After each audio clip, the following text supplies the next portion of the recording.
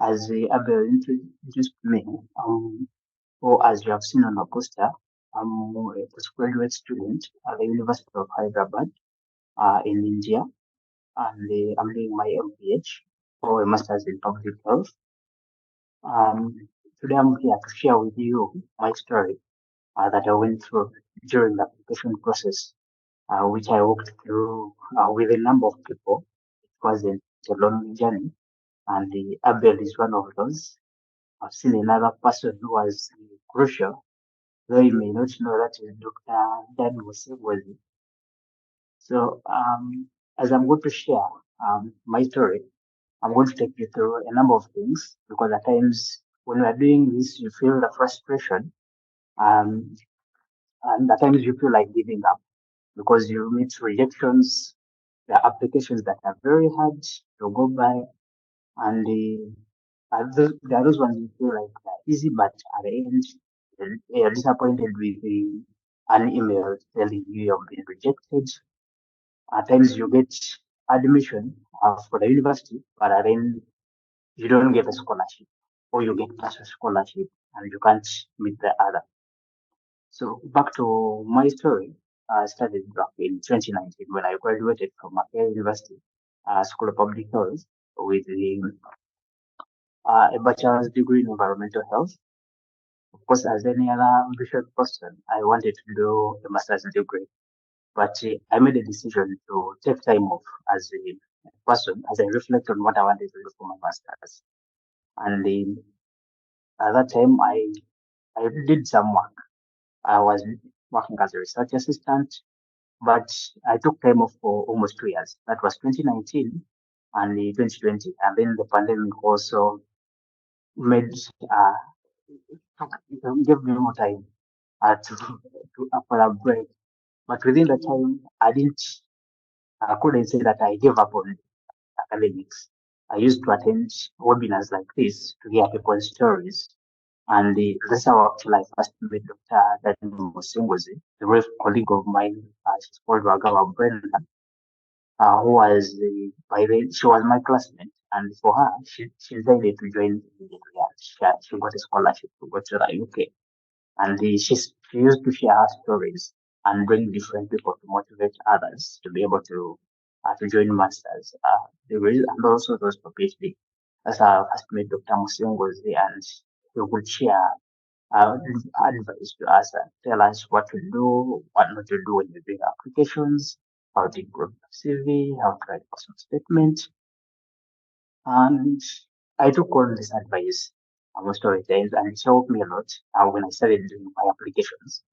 So after the pandemic, I decided that I feel like I'm ready. That was after 2 years. I felt like I was ready to start applying for a master's.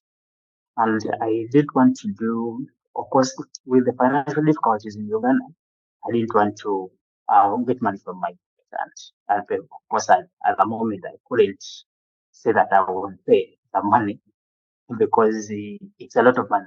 And even at my care, you need about 7 million a year, and not many jobs can give you that much money. So I decided that I should get a scholarship. And from the motivation I got from many people, my colleagues, and those that I've interacted with, I got the motivation. It's like I'm going to start to apply for a scholarship. Uh, because I used to see adverts here and there, and I started applying. But of course, there are things that I did to make sure that I'm not just applying for scholarships, so that I don't shoot into blanks and not get many disappointments. So one of the things was to reach out to my former lecturers that were those that I was still in touch with to help me through, because one of the things you need when applying for scholarships, the referees, the always ask you for at least 2 or 3 referees, and uh, most of the times you say an advert, you have maybe 2 weeks, a month, but you need to have people who know you, who are willing to give you that reference letter so that you can apply. And I'm sure most of us here all have tried to get reference letters. It's not an easy thing if the person doesn't know you, because at times you have less than a week and you're looking at a professor or a doctor who is busy. So going to them and you're like, Professor, I need this reference letter for this application, and the person has not heard from you for over a year, it would be hard. So my strategy was, from when I left school, of course, I kept in touch with those people that I thought were close, or those lecturers that were close to me. And I knew that if I reach out to this person, they would be able to help. And I had a number of them, I had the people who I knew that when I need, maybe because I had a number of courses that I was targeting. One of it was epidemiology, that has public health, and the biostatistics. So I had these people that were into these fields and they were proficient and known. So I would make sure that if I'm applying for maybe public health, I knew that I would reach out to maybe one of them was Dr. Musoke, David Musoke.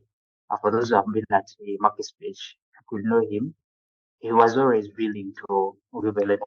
He's one person that I've known who is willing to help students, mostly in academics and the research. So you reach out to him and you're like, Doctor, I have this application, but I have 1 week uh, to the deadline. I need a reference letter. Be like, Frank, I know I'm a bit busy for now, but try to draft a letter and, send it to me. I will edit and send it back. And that is one of the things. It's a crucial thing for making applications, having those lecturers that know you and are willing to put in time for you, put that side time for you. So add those lecturers and for those on the call, if you're working on your applications or you're planning to start and you haven't started, make sure you have those references because you're going to make many applications. At times, you don't want to overwhelm one person with every time, because if you're making 3 applications in a month for different scholarships, you may not want to burden one person without to give you a reference letter. So you may have to have at least more than 4 people so that you can interchange them according to what you're applying. But then also applications require a lot of things. One is it is writing. Most of these ask they want your personal statement, but they can ask additional questions about your life, your academic, journey, what your inspirations are, and within that journey, I had other people helping me. And one of them was Abel, who has been my mentor since 2021. And he took me on through another mentor of mine, who was like, when we were talking with him, I told him what I wanted to do. He's like, I have this person that I work with, and I think you two seem to have a lot in common, and you would probably do better together. So he's like, at that time, he had not told me who that person was. He's like, but on Sunday, should come with me at home. Probably I will invite this person so that you can meet and talk. And reaching there, it was Abel. You know, I've known Abel for years. He became my mentor in 2021, but I've known Abel since 2015 when I joined campus. We had been colleagues since 2015 when I was doing my bachelor's. By that time, he was finishing his and he joined his master's at Must, but we kept in touch here and there because of Moesa and some of the common work we're doing. So I disturbed Abel a lot during the applications. I would do, as I told you, that there are times when you had tight deadlines, but Abel wouldn't give up. I would call him at night. I'm like, Abel, what? I'm doing this application for a tight deadline, but I'm requesting that you at least look at it and give me some feedback on what to do with this essay. He would always take me on and he's like, Frank, okay, let's meet at this time and we go through this. He would give me feedback. I would at times I would first use colleagues. You know, yes, you may have a mentor, but not to overwhelm them. You have colleagues in your circles, either at work or your school colleagues. Disturb them with these applications because at times they have their strength that you may not have. But I knew there are these friends of mine that I know they are better writers than I am, which is a fact that at times you have to recognize so that you use that to your advantage. So I knew that I had three or four people. So I would be like, you get to all of them, you write the essays, you send them emails. You're like, then you follow it with a call. Like, I've sent you this. Help me look through. They edit. By the time it reaches your mentor or the lecturer or anyone that you think is going to help you to put through last, it's good enough so that you don't have to start from scratch. So you use as many people as you can in your circles to make the best application you can. So back to so within these applications, so I disturbed a lot of people. That's all I can tell you during this time, and not because I didn't know what to do, but because I wanted something to be perfect. And the one thing is when you're doing applications, you should remain teachable because every time there's something you have missed as a person.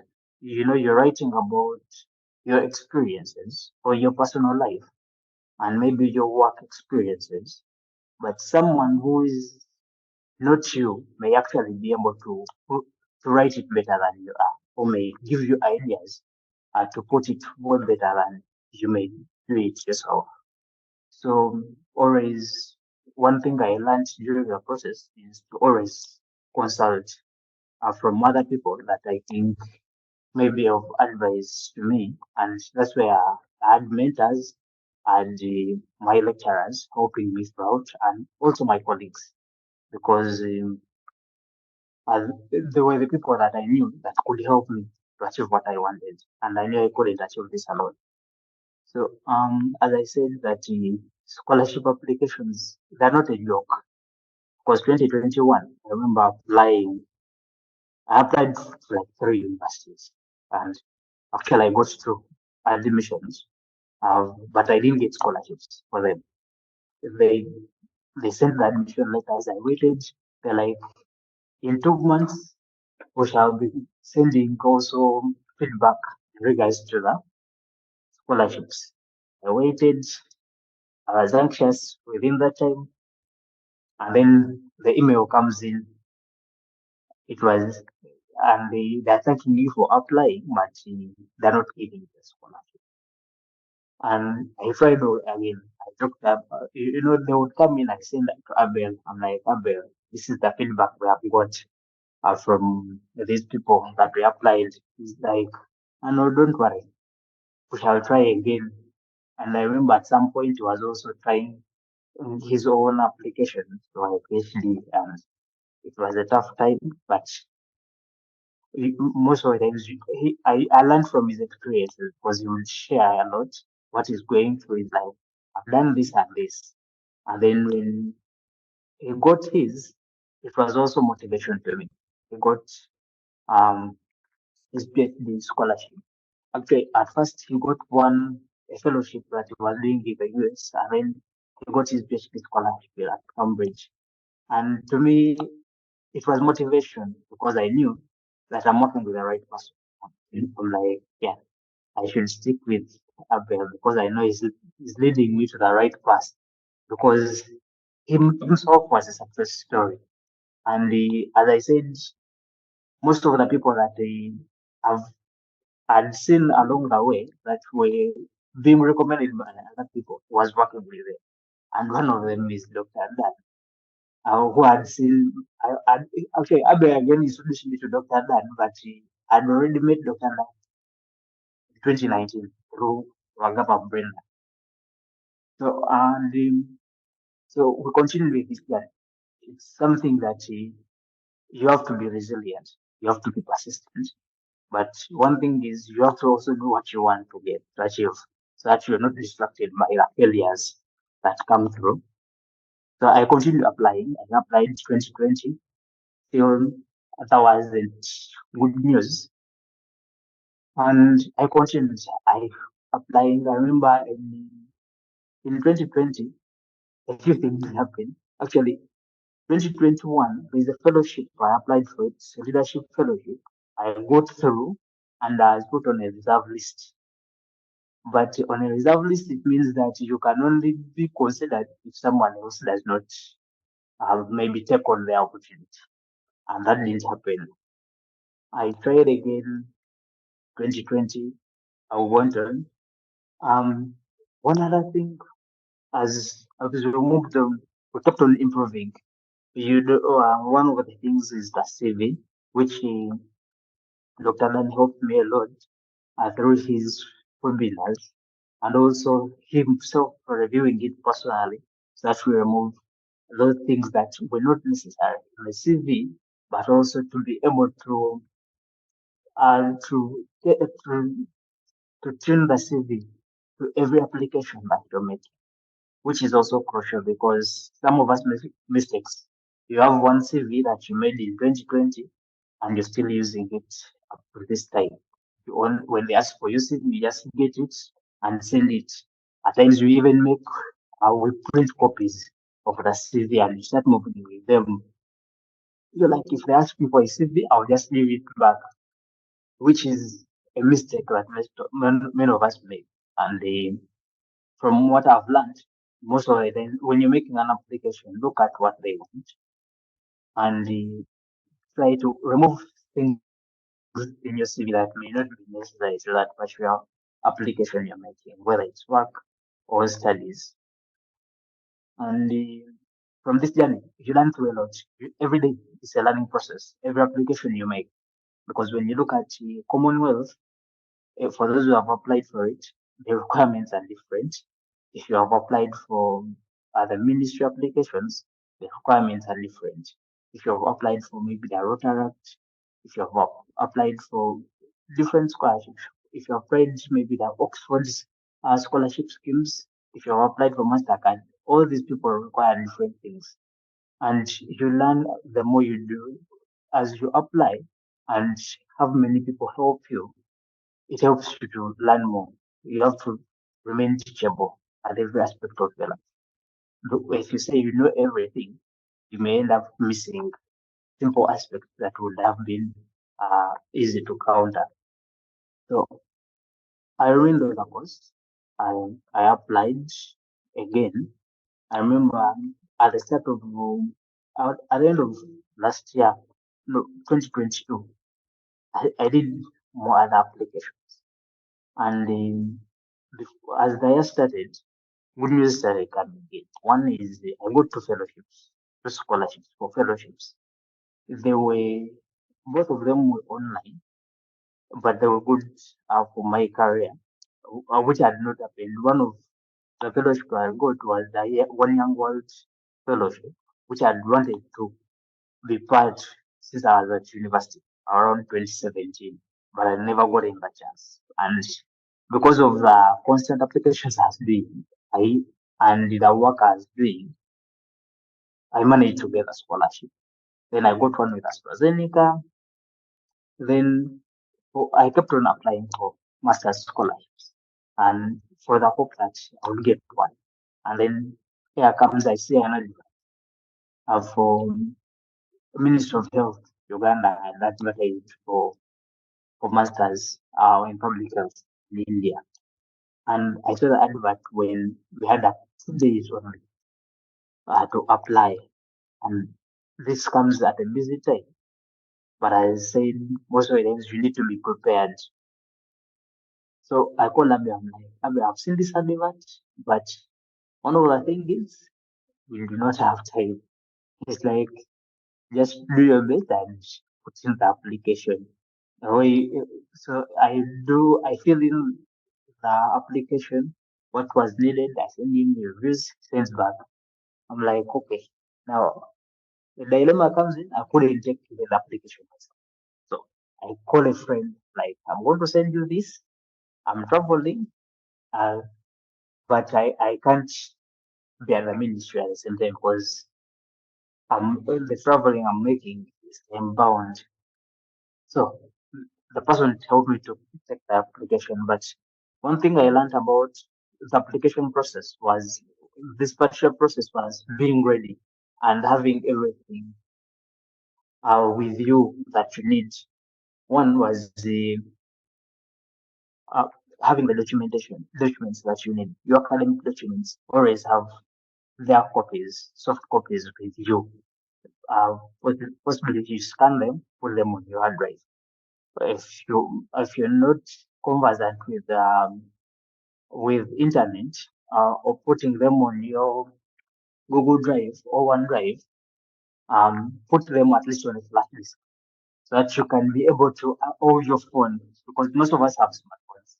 So make copies and create a folder for your academic documents and have them ready because it's one thing that you may not have time to go back home to look for your academic documents because you don't move. But if you have soft copies, at times they can help you in emergencies where you see this application that you qualify for, but then you don't have that time, or you may not be able to access the hard copies that you may need. And for me, it is one thing that helped me because I couldn't go home to get the hard copies, but I had these documents always ready, and I always had my documents with me on in soft copy whenever I go. Even if you call me anywhere, I would always send the documents. So I added everything that they needed, added the CV, and send the documents to a friend of mine. I'm like, I even scanned the application itself and like, okay, help me take this. The person helped me take the application. So we waited. But as I said, being ready, one of the things that made me get ready in the process, more than documentations, it's a hard experience. It was around 2020. I applied for a ministry job.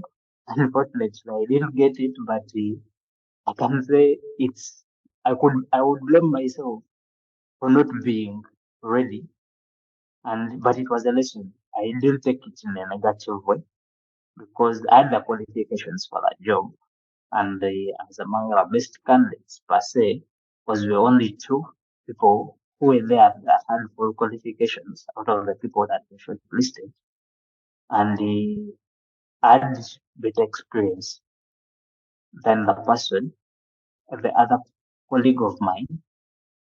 So, but I reached the panel, and I remember the commission asking me, like, she asked me, "Where is your form for certificate?" And I remember I looked at her and, or like, I didn't even have an answer because this is a certificate I had not picked from school in over 12 years. So, which was a personal thing to blame, but I took it as a lesson. And I remember when I left the interview room, called one of the people I called my dad, told him what had happened. I called my dad, told him what had happened. Then the next call I made was to the school. I had the dossi's number. I called him, was like, you know what? I have an emergency. I need the form for certificate. It was like, but you know, Frank, I'm not around. It was Easter period. I'm like, I know it's Easter period. You're going home, but I need the certificate. What can I do? This was the certificate was in Jinja and I was in Kampala. So I had to sweet talk him. But I knew I'd lost the job already. But I was like, I'm not making the same mistake again when this happens. So I made sure I got it that weekend. After 12 years of being reluctant to go to the school to pick the certificate, after experiencing something tragic, it wasn't a good experience, I can tell you. Uh, but I made it as a lesson. So I made sure from that date, one of the things that I had a problem was my national ID. I made sure for the next 2 months I worked on it. I worked on my passport. So I was ready for everything. I'm like, because my passport was expired as well. I'm like, I'm going to work on all the documentations. So I come to this application after putting it there. And one of the things that I went for the oral interviews, the requirement that you do the interview was you having a passport. And some of the people lost the chance to for the scholarships. However eligible they were because they didn't have passports. And they were told that if we give you the scholarship and you don't have a passport, it means someone else would lose out the opportunity.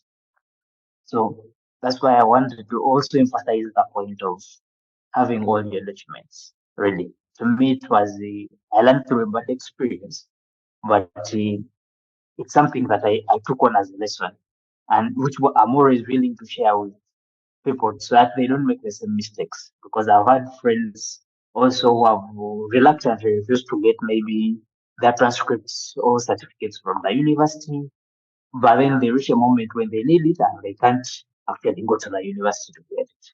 So usually when you have the chance, make sure you have this documentation with you. And make sure you have copies that are easily accessible. Those are the soft copies. With whatever the technology, we can always have soft copies for us to use. So one other aspect of applications that one has to be ready for are the oral interviews, because these ones you're going to face someone or a panel and they're going to ask you questions left and right. This one will ask you the other question and another will ask you another question and all over. But to go through oral interviews, they're not like written interviews. You have very many people to help you. As I said, you can have over 10 people review your applications and to make it perfect. But for the oral interview, you actually have seconds to think of an answer. So you need to also be prepared.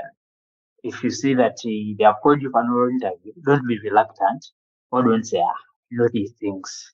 Even if it's the work you have been doing, at least try to go through the work, read more about the job description or the application you're making for if it's for study, like most of us are doing, read about the application, read about the university where you're applying to, if read about the scholarship scheme, read about the interests, read about if now for like me, I was applying through the Ministry of Health. So I've read a lot about what Uganda needs. Um, in terms of public health, I've read about Actually, areas. Frank, just for record purposes, is it Minister of Health or Minister of Education and Sports? It was through Ministry of Education and Sports. Right. Yes. Just for recording purposes, because people, I wanted them to, I know they normally come across the Ministry of Education and Sports scholarships. Yeah. Yes. So the scholarship was it's joint between Ministry of Education and Sports and the Embassy of India. I think it's the India African scheme scholarships. Then there is that one of China. There is that one of Cuba. Then there is Commonwealth. Those that go through Ministry of Health. Then there is that of Hungary. Those that are running at the moment. They have been running for I think for like the past 4 years. So Ministry of Education usually it chooses the courses that they think are relevant to the country. And when you go for these interviews, they will ask you a lot of questions. I remember, and to be ready, don't only read about what you're studying, because if I read about public health challenges that Uganda has, then I read about India, because they ask you a lot of questions. But one question that I had not expected was a question asking about the Ministry of Education itself. And I reached at that panel. The one of the panelists asked me about the ministers of education. Luckily enough, I had looked at them, or I knew most of them. I knew three out of the four that we have. Yeah. But it was one of that because at times you don't think it's one of the things I actually didn't expect to come. So when you're going for an interview, expect anything. Read about anything that you think will come up. Ask people who have done the same interview or those you think that may have an idea. Because when I was going for these interviews, and I remember asking Abe, and he connected me to a colleague of his who had done the Chinese scholarship. And he sent me a couple of questions that they had asked them, which helped a bit because most of these came. Because I remember them asking about, for those going for PhD and masters, they'll ask you about your research area of interest. Always be ready to know that and be able to explain why you want to do it. But also it has to be relevant to the to your, because most of the times they are going to ask you how is it relevant to your community. Be able to relate to this. That if I'm doing this kind of research, this is how it's going to help my community or my country. Because if you can't relate what you want to study to your community, then they will not take it as relevant. So make sure that you can connect what you're going to study and how you're going to apply it in your community. Because they always tell you that when you come here, you're coming to study. When after, we want you to go back and help your community, whether it's going to be Ministry of Health, Education, Uganda, whether it's Commonwealth. These are some of the common questions that will always come up. How are you going to apply what you're going to study? So um, so make sure that you're conversant with these things. And then another thing that I want to make emphasis of is improving your writing skills, because this is going to be crucial when you're making applications. Um, Learn how to make your personal statement, make it tailored to your needs, but also make it as a story that is about you. Don't just write something that is vague that even anyone can write. Make the personal statement about you, what you need, and your future aspects or prospects. That even if a person is reading it, they'll feel like it is authentic and you didn't just scramble, get someone's and just put there and be able to, if for scholarships that have interviews, be able to say the things that you put here that you wrote down, because at times interviewers are funny. They will ask you the same things you wrote. So if you get someone write for you and you don't know even or have an idea of what they put in your personal statement, then you will fail the oral interview. It has to be about you. Learn to tailor it to your needs. Have people help you to improve your writing skills where necessary. But you have to take an initiative to consult anytime that there is a need, and be ready to be teachable at any one moment in life. Because if you say you know everything, it means you're going to miss out on opportunities of life. Um, so, so from me, that was my journey. I managed to get the scholarship from the Ministry of Health. But of course, it may sound simple, but that the process was simple, but it was a work of almost 4 years of preparation and a number of failures here and there that at times you may forget them after the success and you have the scholarship. But these are moments when you reflect back and look at them, you realize that a lot of work was put in by you, different people, but also it helps you grow. The process helps you grow as a person. So to me, I think as a person, you need to know what you want before you even start applying for scholarships, so that you don't get frustrated with the failures that come with it. Because you may apply, some people will tell you that they have applied for over 50 scholarships and they are not getting in. Some will tell you they apply the first time. But if you get rejections, it doesn't mean that you're not good enough. At times you may be just missing some crucial points, and you can only realize such errors if you seek for help from someone who has done it before or someone who knows how the process works. Yeah, I think that is my story, and I'm open to questions. Yeah, so thank you so much, Frank, for sharing your story. I know because of time you've summarized. I know you've summarized a lot.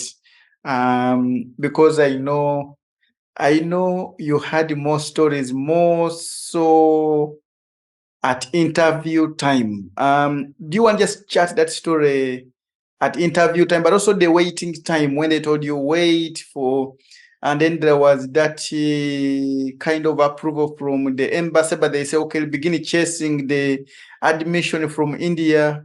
That's an interesting part. Can you just bring it out? Okay. So about the interviews, one interesting thing that happened with the ministry, one, they schedule appointments for interviews, for the oral interviews. Then we go there the first day. They're like, this, they said, they told us come at 10 for the interviews. We reached there at 10. Then they made us wait for 4 hours. And then they were like, I know we are not going to work on you, but come tomorrow at 4 p.m. That's when we are going to interview you. So this is it was the frustration because most of us were working by that time. So you have to leave work for one day, but you have to go back and tell your boss that even tomorrow I'm not coming because I have to do an interview. But also you have come prepared. So most of the things you're anxious and the process, you're going to first forget whatever you had read. So you have to go back and prepare again. Then when we went to after the ministry, it accepted. So we have to go and do another a written interview again.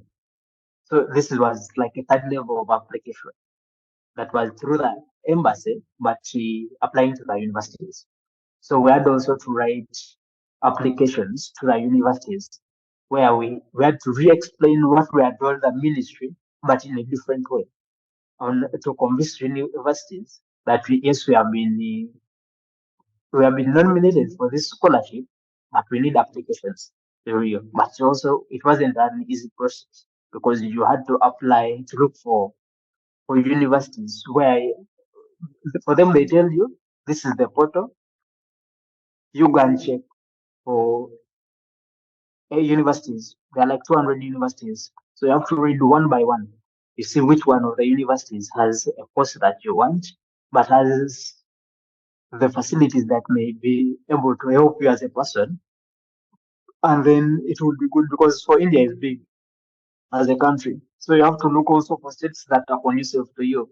So itself looking for the universities was also another work. It took almost 2 weeks just to finish with that because you have to read all the universities that are there and and get which university has the course you want because for them they will not filter for you. They will just give you all the information. So you have to do all the work and make sure that you get what you want. Then you submit the application and wait. Unfortunately, we applied about 40 people. Those that were nominated by the ministry because the ministry nominates you and hands you over to the embassy. But out of those 40, only 19 people got scholarships.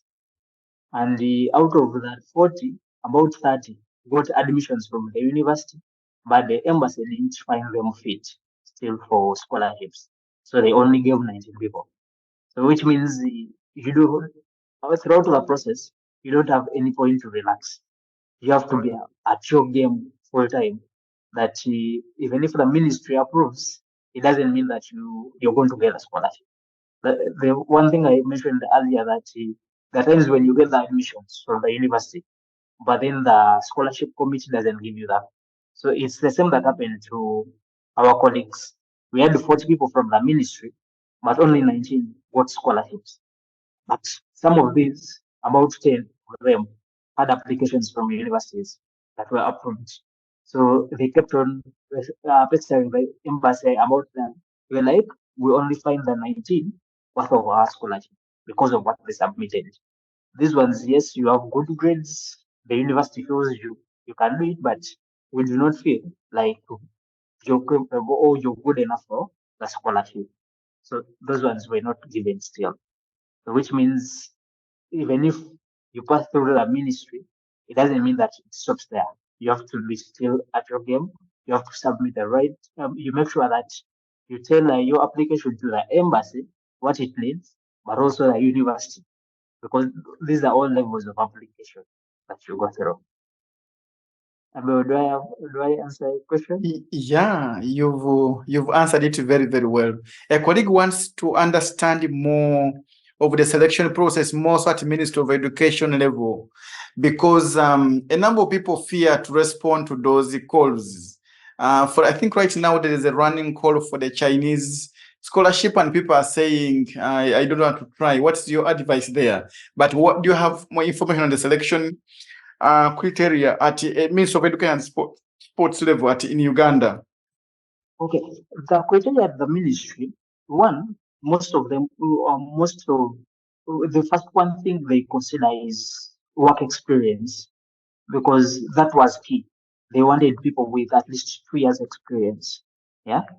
And then you had to be, yes, people fear about the ministry process, but if you have the requirements, make sure that you list them well.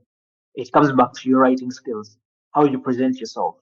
Make sure you present your case that if you want to, some people at times misfire, and you want to maybe a master's in public health, but then your background and experience does not relate to that, which means they will select you out. Because one of the colleagues we had, he actually did the interviews, but he had a background that wasn't within the field of public health. Yet the others, so he was actually, they wanted fewer people, but he wasn't given. They wanted six people, but only five were given. But because his background was not fitting for the course he wanted. So that is one crucial thing for people to consider. Yeah. Then for the Indian scholarship, most people fear there's an aspect of insurance that the ministry puts. It is, I think they want 2,000 insurance covering $2,500. So most people get scared of that. But this is the insurance cover. It's not the amount that you pay. So most people, they convert that to Ugandan shillings, and it's about 24 millions. They're like, no, I don't have 24 millions. I can hustle in my career and pay this. But actually, the truth is you pay around 300,000 for that insurance. To be, that is equivalent to that money that they ask for. So, because in my area, most people fear because of that. They're looking at the insurance and they're like, this is a lot of money. It shouldn't. But so one of the criteria is mostly about your experience, work experience, your education background. Make sure that it correlates to the course that you want to apply for. Then when you go to the oral interviews, make sure that you're ready to answer the questions that they're asking. You know what you want to do, which field of study you want to do in, which research you want to do, but how it helps Uganda as a country. If you know those, you're good to go. Yeah, thank you so much, Frank, for throwing a light there and clarifying, but also encouraging people to go for it. Do you want to throw some light, Frank? You remember at some time when the embassy had nominated you, and they had told you to check out courses in India, and you were checking on the websites, and you were not seeing a public health kind of well, and the embassy gentleman was almost throwing you out until you told him, no, at least there is community health. Do you remember that scenario? Just share some light there as well. Yes, now I think the challenge with that, so we were nominated for public health, but reaching the application stage to the universities, what they had there was the community health, yes, and it was community health and social medicine, but to the universities themselves, none of them actually had that course. So it was so we had to do a lot of, as I told you the story that we first talked to the guy, but him, because he didn't have the answer, so he had to also report back to people in India who were working on the website.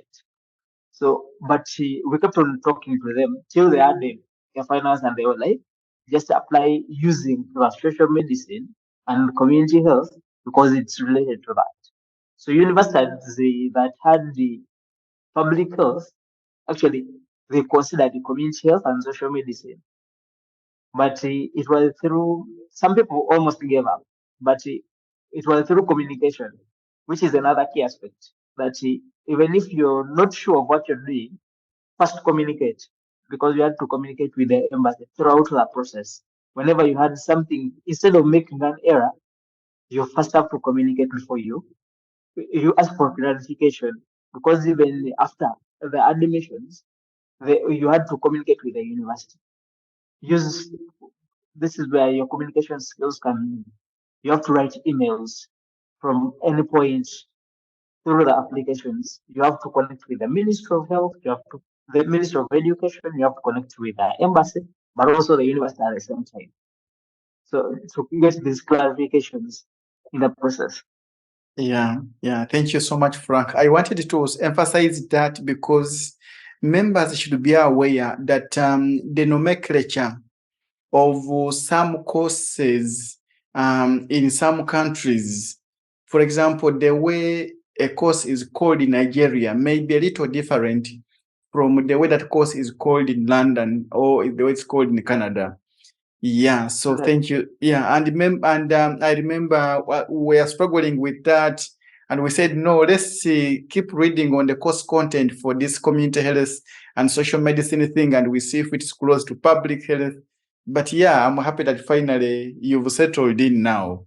Yeah, Dr. Dan, if you're happy to speak, just to share a few thoughts, because I remember we were co supporting Frank together. When Frank got to me and he was talking about the CV, I immediately told him, no, no, no, no, no. Issues of the CV, I have a solution for you. And that solution was Dr. Dan Musingozi, because he had supported me earlier. And in life, you must accept. Like Frank said, there are colleagues whom my colleague is good in this area, my colleague is good in this area. Please accept and work with them and learn from them. And all of you will, when you're all successful, that's the most important thing. It's about all of us succeeding. So feel free and be open to learn. And it's again, Frank, you've emphasized the aspect of scanning documents, having them on your email and them being quite close to you. You've emphasized the aspect of you picking documents and having them in advance. I remember that frustration, Frank. I remember that frustration. I remember it was tough for you. You were so low, you were so down.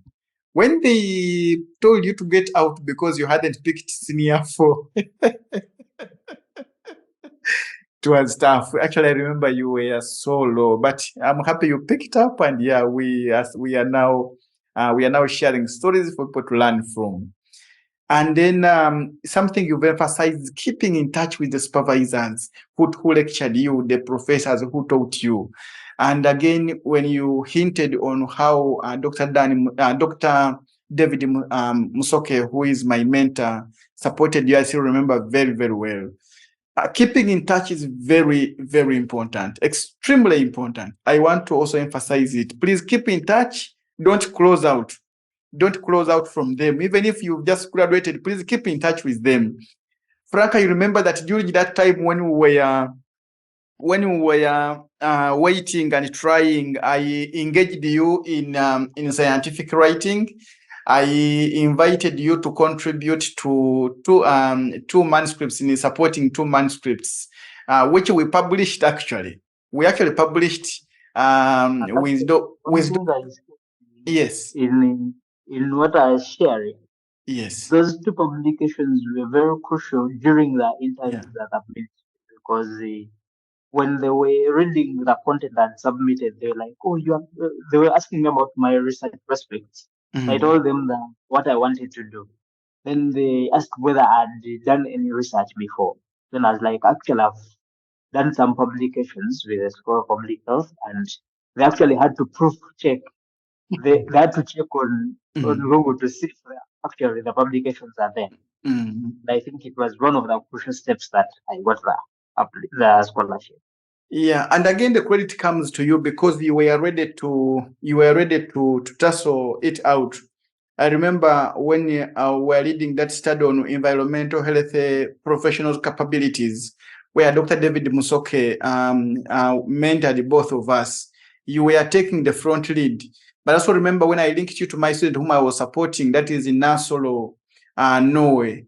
And you quickly helped her and supported her putting together the manuscript, something she had not done before, but you were able to quickly support her. And yeah, we all published, and you can see the benefits came through. Even now, so also benefited because now she's in for her masters right now, and she's very happy.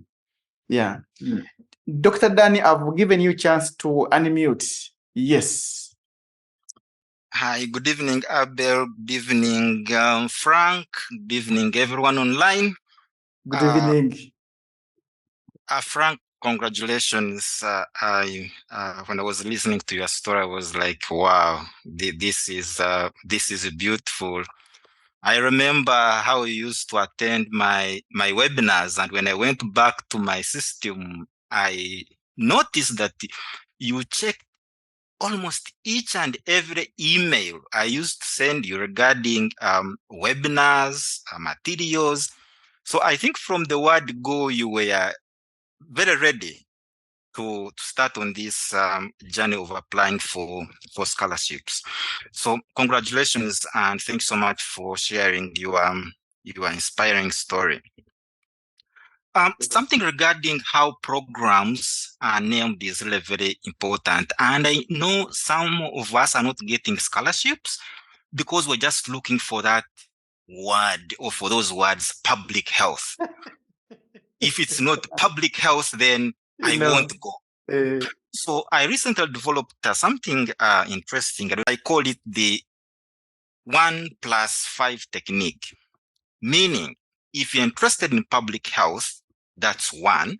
Ask yourself, if it's not public health, what other courses or programs can I go for? You list 5. That's 1+5. And basically you'll have 6 potential course programs that you'll be looking for scholarships for. This broadens your search area because you're not just limited to public health as it is, but you've got other possible courses you could go for. Now, I'm glad you decided to go to India because I know some people, they are obsessed with the West. I mean, the West is great. I understand. God bless. But did you know that your biggest breakthrough might not be in the West? It could be in another country. In fact, when I went to do my PhD in Hong Kong, people thought I was mad. They were like, Hong Kong, where is this? What's there? I couldn't imagine how Hong Kong would transform my life. So don't get so obsessed with the West. If you can get a scholarship to go in the West, that's great. But there are other countries. Actually, your breakthrough will come from unlikely sources, unlikely countries. What did you find most challenging in your scholarship application, and why do you think so? Thank you, Doctor, for those remarks, the advice you gave us. To me in particular, it really helped and it's still helping until the moment.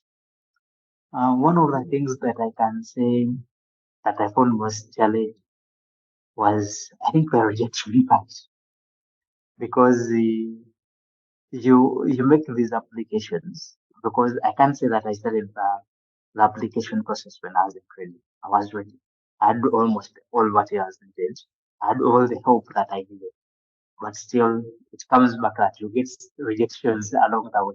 You get admissions here, you get an university admission, you don't get a scholarship. You get that university admission, and then you get a partial scholarship. I think that was one of the most challenging because you have to keep going.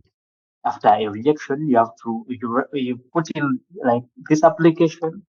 You get feedback, but you have to, if you see another application, but you have to get the energy to stand up and do that other application, to go through the process again and wait. So I think it was the most challenging part of it, all because for the other areas I had prepared for them. So to me, I think that was the most challenging part, but I kept on going because I had still the support to keep me going. Because whenever I would get feedback, I would share it with the people that helped me through the process. And I'm like, this is the feedback we got. And they would always tell you, yes, this happened, but we're sure that something will come up. Something better is going to come. And as I shared before that, yes, I said in 2021, but my breakthrough was in 2023. And in 2023, I got three scholarships. Two were fellowships, and the one was a master's scholarship. So to me, I think the resilience was good and the success was there at the end. So you don't have to give up during the first year or the first applications that you make. Yeah, thank you so much, Franca, for sharing that particular story of rejections. Dr. Dan, I just want to share with you what happened to one of my mentees 3 weeks ago. So my mentee had applied for a Master's of Public Policy in University X. Actually, she was sure that she's going to be admitted. She was not admitted. Even myself, I was shocked that she was not admitted in that University X, because we had put in the best motivation letters, and even her referees were very great. And she has a first-class degree from Uganda. So when she was rejected, I told her, let us write to the university and we seek the reasons why we are rejected. She said, no, I don't want. I said, you know what? Let us write to the university and we understand why we were rejected. That will help us to improve for future applications. She said, I think in life, it is about picking up yourself and moving on the next application. I said, by the way, that is what I used to think. I told her, by the way, that's what I used to think until I met Dr. Danny Musinguzi. Dr. Danny Musinguzi asked me, how many applications do you want us to make? I don't remember the number. But for me at that time, my focus was quantity. Dr. Danny Musinguzi told me, we're going to apply to only 1 or 2 universities and we keep quiet. But we're going to ensure quality. We are going to ensure quality in our application. So I convinced my mentee and she applied. No, she wrote to the university asking them why she was not considered. I want you to listen to what the university responded today after us waiting. This is very important because I want you to really see, I want you to really see the content. I want you to the feedback and the issue of rejections. So thank you for your email and for your application to study at the Institute of Developmental Studies in University X. I'm sorry that you received the disappointing news that the course selectors have not recommended that you be made an offer of a place for our Masters of Arts in Governance, Development and Public Policy course for 24-25 academic year. The selection process is very difficult. We receive a very large number of applications for relatively small number of places, and the competition for places on our courses is strong. I am afraid that the reason your application for MA Governance, Development and Public Policy was not successful was due to not meeting the entry criteria. Our entry requirement asks that applicants have at least 1 year of development-related work experience in governance-related themes, in brackets, which can be made up of voluntary work or vocational-based activities. You are absolutely welcome to reapply once you have more relevant work experience. Please let me know if you have any further questions. Kind regards. That email came in today. Dr. Dan, do you want to make a comment on that? On the aspect of concern? Because I remember, Dr. Dan, I think it happened, I don't remember which university, where you told me, write to them and ask them to give us feedback. I was hesitant. You told me no. Write to them. Let us understand where we went wrong, such that we can improve. What you really received today is quite interesting because sometimes when we get professionals or mentees, they want to be mentored, they come to us, they think because we are mentors, whatever we touch will go through. And I tell them, no. We can do everything right, 100%, but still you can get rejected. So I think it's a learning opportunity to ask, why was my application rejected?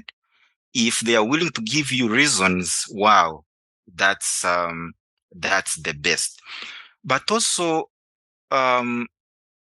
when you know that you are not meeting the best entry requirements, you can try, but trust me, they'll throw away your application. And I think your mentee will not get discouraged for such. I know when you are very sure, I've got those experiences when I'm very sure that we are going to get this scholarship now, come what may, and you receive that rejection. By the way, I don't call them rejection. I call them love letters. That changes the whole psychology. They're just love letters. Meaning, every rejection you get is just a step closer to your success.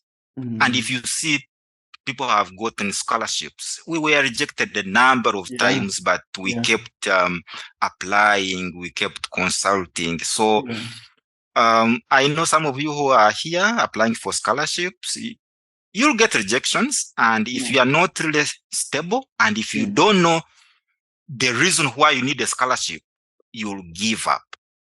Those rejections are hurtful. You feel like crying, you feel like giving up, but keep moving forward. I mean, Frank really is here to encourage you on that. Actually, Dr. Danny, my feedback to her was very good. We now know where the gap was. We can now refocus on other things. But if we are going to compete for public policy in the future, we now know where we should begin engaging. I told her this should be a signal for University Y as well, because in University Y, we also applied for Masters of Arts in Public Policy. I told her now, and remember, there's something to share, Dr. Danny, that my mentee had refused to respond to other applications because she was confident she was going to get. I said, let's apply. She said, no, I don't want. Now, once we got that negative response, my mentee picked up her guns, and right now we are applying very aggressively. But I told her, this is now a signal for this University. Why? Because you never know. But I told her it's a signal, but we should begin preparing. So thank you so much for sharing that. And Dan, not Dan, Kizza, thank you so much for sharing your story. Let me see if there is another question, because we have to jump to another call. Yes, Frank, you have something as conclude. Let me just read this one here. This story is very interesting and worth listening. Thank you, Abel and Frank, for not forgetting Dr. Dan. One inquiry. Do you have knowledge about Ugandan University and maybe Nane? Phoenix, can you just ask that question? Because I have information about it and I have collaborators there. They are in Netherlands. I have collaborators there. Let me give you a chance to ask that question loudly. Yeah, I know it. I have information there. What exactly you want to know? Thank you so much, Abel. Good evening, everyone. Frank, Dan, and Abel, and the rest. My name is Caleb. I think I need to change from Infinix to Caleb. I have just applied for a scholarship in Wageningen University in the Netherlands for a course in agriculture or environmental sciences. Yeah, they are very good in that, and even my colleagues I have there in that line. Oh yes. So I just scanned documents because deadline for application was today. With my very busy work, so I made sure that I send it in today before it's late. My question is, do you know any possibilities? Do you have any possibilities or know how they go through the process of recruiting or getting a scholarship? How easy it is or hard it is? Oh, like you said, I heard Frank talk about the interviews.